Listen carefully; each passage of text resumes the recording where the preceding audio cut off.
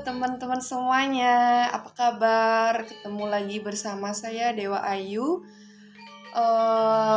Semoga semuanya teman-teman sehat selalu ya, dan tetap semangat dalam kuliah online ini.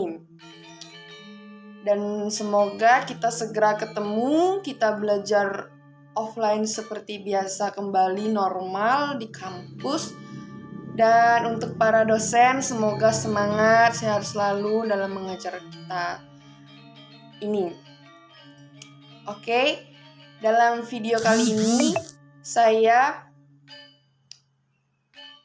membawakan materi dari mata kuliah Akuntansi Keuangan Menengah 2, yaitu hutang jangka panjang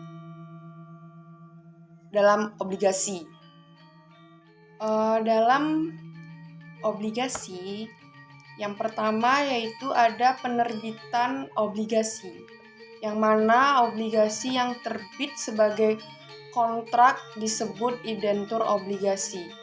Nah, tujuan utama dari obligasi tersebut ialah meminjam dalam jangka panjang apabila jumlah modal yang diperlukan terlalu besar untuk disediakan oleh satu pemberi pinjaman.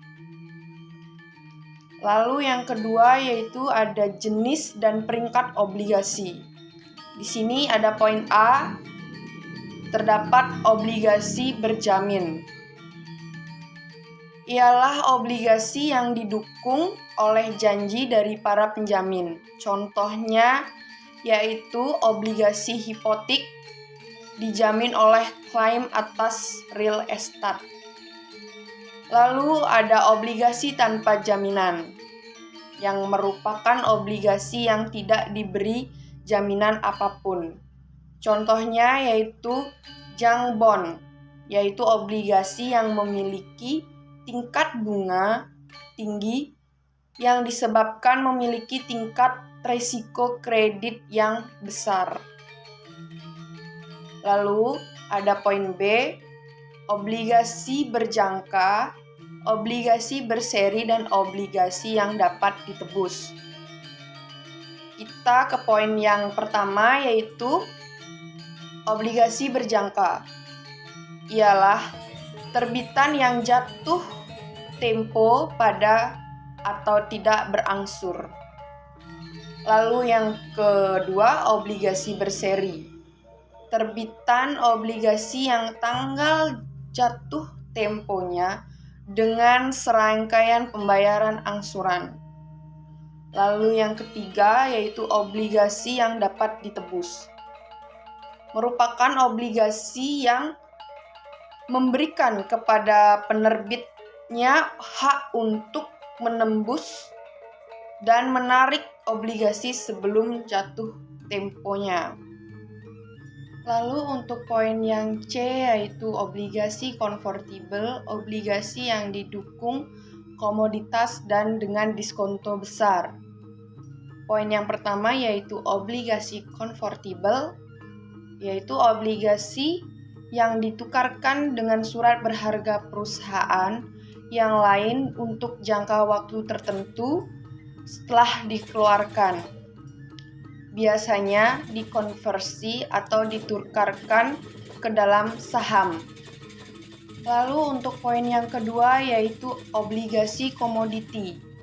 Ialah obligasi yang diukur dengan satuan komoditi yang misalkan pada barel minyak, ton baja, dan ons biji besi. Lalu poin yang ketiga yaitu obligasi dengan diskon besar, yaitu obligasi yang dijual pada tingkat diskonto yang pembayaran bunga secara penuh dilaksanakan pada tanggal jatuh tempo. Obligasi ini sering disebut dengan obligasi debentur dengan bunga 0. Dan untuk poin yang D yaitu obligasi terdaftar dan obligasi atas unjuk atau kupon. Poin yang pertama yaitu obligasi terdaftar, merupakan obligasi yang diterbitkan atas nama pemilik dan mensyaratkan penyerahan sertifikat serta penerbitan sertifikat baru untuk menyelesaikan penjualan. Dan poin yang kedua yaitu obligasi atas unjuk atau kupon. Merupakan obligasi yang dicatat tidak atas nama pemilik dan dapat ditransfer dari satu pemilik ke yang lainnya. Cukup dengan penyerahan. Lalu untuk poin yang selanjutnya yaitu E, obligasi laba dan obligasi pendapatan. Poin yang pertama yaitu obligasi laba, yang mana obligasi bagi perusahaan memperoleh laba, maka harus membayar bunga dan sebaliknya. Untuk poin yang kedua yaitu obligasi pendapatan. Obligasi bagi perusahaan yang memperoleh pendapatan dari sumber tertentu, maka harus membayar bunga. Dan yang selanjutnya yaitu ada obligasi, peringkat obligasi. Adalah suatu tingkat yang mengukur kemampuan perusahaan penerbit obligasi dalam memenuhi kewajibannya dan menjadi acuan investor sebelum membeli obligasi. Peringkat obligasi ini dipengaruhi tingkat pengembalian obligasi yang diharapkan oleh investor. Lalu ada poin yang ketiga yaitu penilaian obligasi. Yaitu ada poin pertama, harga jual obligasi ditentukan oleh yang pertama yaitu penawaran dan permintaan dari pembeli dan penjual. Lalu yang kedua, tingkat risiko. Yang ketiga yaitu kondisi pasar. Yang keempat yaitu perekonomian suatu negara. Lalu untuk poin yang selanjutnya yaitu penilaian obligasi dinilai sebesar nilai sekarang dari aliran tunai di masa yang akan datang. Tingkat bunga yang digunakan adalah tingkat bunga yang memberikan pengembalian atau return atas investasi yang dapat diterima.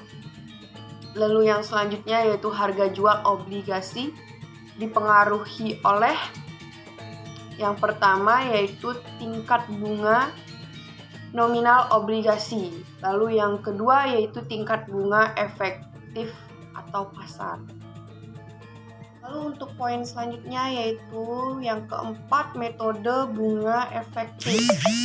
Yang pertama yaitu beban bunga obligasi dihitung pertama kali dengan mengalihkan nilai tercatat atau nilai buku obligasi pada awal periode dengan suku bunga efektif. Lalu untuk yang kedua yaitu amortisasi, diskonto atau premi obligasi, yang mana kemudian ditentukan dengan membandingkan beban obligasi terhadap bunga yang dibayarkan.